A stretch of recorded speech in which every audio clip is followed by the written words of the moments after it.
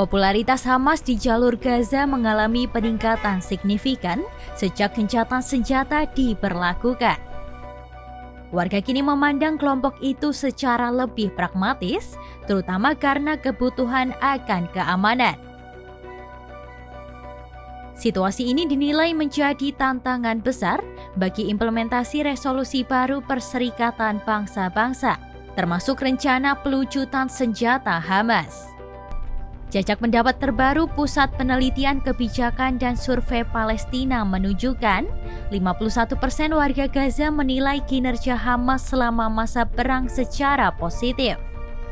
Jumlah ini naik dari angka 43% pada Mei 2025 dan 39% pada tahun sebelumnya.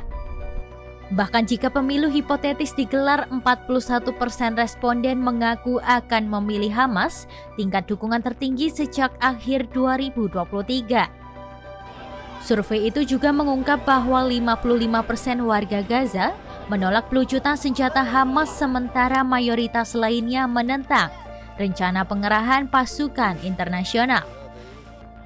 Media internasional seperti The Wall Street Journal menilai meningkatnya popularitas Hamas berkaitan dengan menurunnya angka kriminalitas di Gaza dan kemampuan kelompok itu mempertahankan perlawanan bersenjata. Dalam sebulan terakhir, anggota Hamas kembali berpatroli di jalan-jalan Gaza dan berperan sebagai aparat keamanan untuk menindak geng kriminal.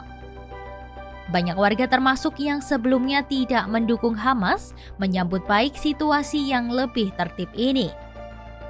Beberapa warga mengaku hanya Hamas yang mampu menghentikan gelombang pencurian dan kekacauan yang sebelumnya marak di sana. Seiring gencatan senjata, perampasan bantuan kemanusiaan yang sebelumnya mencapai 80% kini turun menjadi sekitar 5%. PBB mengaitkan penurunan ini dengan meningkatnya pengiriman bantuan serta tindakan pengawasan yang dilakukan oleh Hamas.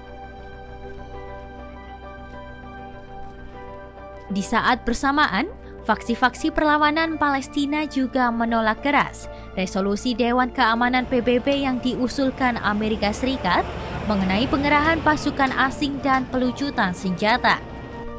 Mereka menilai resolusi itu membuka jalan bagi perwalian internasional yang akan membatasi hak Palestina untuk menentukan nasib mereka sendiri. Hamas menyebut resolusi tersebut sebagai mekanisme yang menguntungkan pendudukan Israel dan tidak memenuhi tuntutan rakyat Palestina. Dalam kondisi Gaza yang berangsur stabil, Hamas juga mulai kembali berperan dalam mengatur perekonomian lokal.